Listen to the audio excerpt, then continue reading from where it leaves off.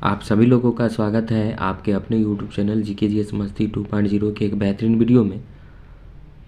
आज हम लेकर आए हैं आगामी सीटेट परीक्षाओं को देखते हुए बहुत ही इम्पोर्टेंट टॉपिक से, और इस टॉपिक से हर शिफ्ट में क्वेश्चन पूछा जा सकता है। तो चलिए बिना कुछ समय गंवाए हुए हम लोग पढ़ते हैं विकास की विशेषताएं और सिद्धांत के बारे में। चलिए पहला क्या लिखा हुआ है वो देखते हैं। पहला पॉइंट में, असमान विकास दर, हम जीवन भर एक ही गति से विकसित नहीं होते हैं। विकास का जो दर होता है वो जीवन भर एक ही गति से विकसित नहीं होता है। बिल्कुल, विकास घुमावदार चक्राकार रेखीय नहीं होता है। ठीक है, ये आपका 2 पॉइंट हो गया। तीसरा पॉइंट देखिएगा, विकास निरंतर चलने वाली जीवन पर्यंत प्रक्रिया है। देखते होइएगा, वृद्धि जो होता है शरीर में वो रुक जाता है, लेकिन विकास जो होता है वो जीवन पर्यंत चलने वाली प्रक्रिया है। अगर आपसे पूछा जाए कि विकास क्या है, तो विकास निरंतर चलने वाली वो जीवन पर्यंत क्या है, प्रक्रिया है। अब अगले पॉइंट की ओर बढ़ते हैं। तीनों डोमेन आपस में परस्पर जुड़े हुए हैं। उदाहरण के लिए संज्ञान और सामाजिक क्षमता दोनों के लिए महत्वपूर्ण है। संवेग और संज्ञान भी आपस में जुड़ी हुई है और वे अलग अलग नहीं है। संवेग और संज्ञान जो है आपस में जुड़ी हुई है, वो अलग नहीं है। इस चीज़ को आपको याद रखना। सॉरी, अगले टॉपिक को और बढ़ते हैं। इसमें विकास क्रमबद्ध और व्यवस्थित तरीके से होता है। विकास जो होता है वो क्रमबद्ध होता है और व्यवस्थित होता है, ये आपको याद रखना है। चलिए अगले पॉइंट की ओर बढ़ते हैं। अगला पॉइंट है, विकास अचानक से नहीं होता है, यह क्रमिक प्रक्रिया है और धीरे धीरे होता है। आप देखिएगा, बच्चों का जब विकास होता है क्या एक ही बार हो जाता है? नहीं होता है, वो धीरे धीरे होता है। इसको याद रखना है। चलिए आगे बढ़ते हैं। विकास मात्रात्मक होने के साथ साथ गुणात्मक प्रक्रिया भी होती है। इससे क्वेश्चन जो है पूछा जाता है, विकास क्या है? तो विकास मात्रात्मक होने के साथ साथ क्या है, गुणात्मक भी है। उसके बाद क्या है, विकास प्रक्रिया जो होता है समान से विशिष्ट की ओर होता है। विशिष्ट से समान नहीं होता है, समान से विशिष्ट होता है। इसको आपको याद रखना है। विकास बहुयामी होता है। विकास जो होता है क्या होता है, बहुयामी होता है। विकास बहुयामी होता है।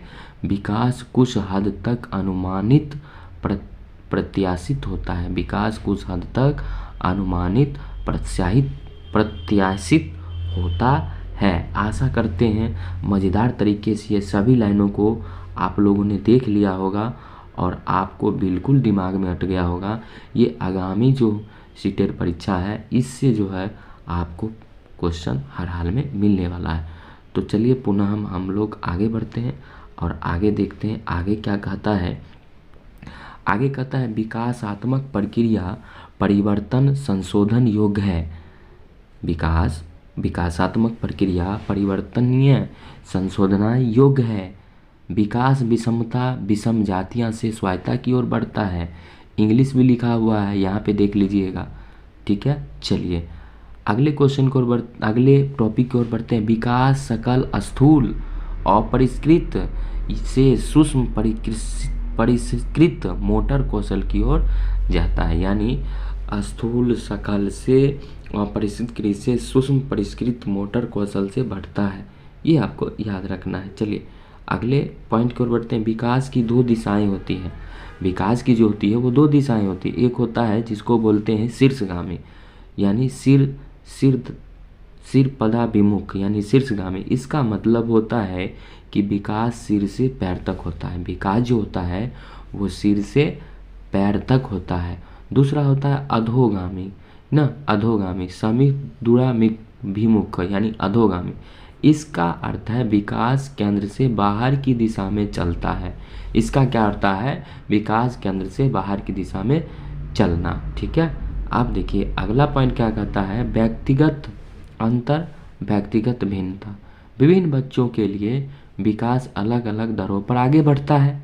कोई जल्दी सीख लेता है, कोई समय लेता है। सीखने में एकरूपता नहीं होती है। देखते होइएगा विकास जो होता है वो बच्चे में, सभी बच्चे जो है एक जैसे नहीं होते हैं, अलग अलग दरों पर आगे बढ़ते हैं। कोई बच्चा जो है तेज़ होता है, कोई जल्दी सीख लेता है और कोई जो है थोड़ा लेट से सीखता है। तो सीखने में एकरूपता नहीं होती है।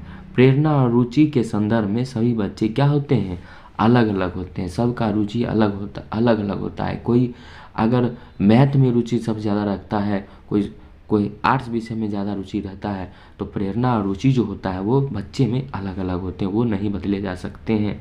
चलिए आगे पॉइंट क्या कहता है, शिक्षकों के लिए व्यक्तिगत अंतर, व्यक्तिगत भिन्नता यह समझने में मदद करता है कि छात्र सीखने में असमर्थ क्यों है। संज्ञानात्मक संरचना को खोजने में अध्यापकों को प्रवृत्त करता है। शिक्षक को पता होना चाहिए कि छात्र जो है कई तरीकों से सीखता है। व्यक्तिगत शिक्षा योजना से, ठीक है। तो ये यहाँ तक आपको समझ में आ गया होगा। आप अच्छी तरह से इसको देख लीजिएगा। चलिए पुनः हम अगले पॉइंट की ओर बढ़ते हैं। अगला पॉइंट हो गया आपका यहाँ पर है आनुवांशिकता और पर्यावरण, हेरिडिटी एनवायरनमेंट। तो इसको हम लोग जानते हैं, मानव विकास आनुवांशिकता और पर्यावरण के बीच परस्पर अंतःक्रिया अन्वयन क्रिया का परिणाम होता है, ठीक है। तो इसको याद रखिएगा, मानव विकास जो है आनुवांशिकता और पर्यावरण के बीच जो है अंतःक्रिया का परिणाम होता है। ये दोनों अंतःक्रिया होता है, ठीक है, अन्वयन क्रिया का परिणाम होता है। अब आगे बढ़ते हैं। मानव विकास आनुवांशिकता और पर्यावरण का उत्पाद है और गुणात्मक होते हैं, घनात्मक नहीं। इसीलिए हम यह नहीं बता सकते कि किसका कितना प्रतिशत योगदान रहा, ये हम नहीं बता सकते हैं। चलिए आगे बढ़ते हैं। ये नहीं बता सकते हैं कि मानव विकास आनुवांशिकता और पर्यावरण का उत्पाद है और गुणात्मक घनात्मक नहीं है। हम यह क्या कर सकते हैं, नहीं बता सकते हैं कि किसका कितना प्रतिशत योगदान है। आनुवांशिकता और पर्यावरण के बीच परस्पर क्रिया के कारण व्यक्तिगत अंतर आते हैं। क्या आते हैं, व्यक्तिगत अंतर आते हैं। आनुवांशिकता इस बात का मुख्य निर्धारक है कि हम कहाँ तक जा सकते हैं। आनुवांशिकता और पर्यावरण के सापेक्ष प्रभाव विकास के क्षेत्र भिन्न भिन्न होते हैं। विकास के क्षेत्र क्या होते हैं, भिन्न भिन्न होते हैं, ठीक है। चलिए अब यहाँ पे देखिए, ये भी आपको याद रखना है। यहाँ है नेचुरल, यहाँ है पोषण यानी प्रकृति, ठीक है। न्यूट्रिएंट यानी प्रकृति, नेचुरल, और नेचुरल का मतलब प्रकृति में ये आपका दिया होगा, ठीक है। परिपक्वता, आनुवांशिकता, प्रत्येक डीएनए, जैविक, आनुवांशिक संरचना, जन्मजात, ये सब जो होता है यह नेचुरल होता है, प्रकृति हो, ठीक है। ये हो गया आपका। अब यहाँ पे बातचीत करते हैं पोषण पालन में। तो वातावरण, पोषण, अनुभव, पालन, उसके बाद समाज, संस्कृति, शिक्षा, ये सभी पालन पोषण के अंतर्गत आ जाते हैं। तो ये चीज़ आपको याद रखना है। चलिए आगे बढ़ते हैं। और most important stage of development, विकास की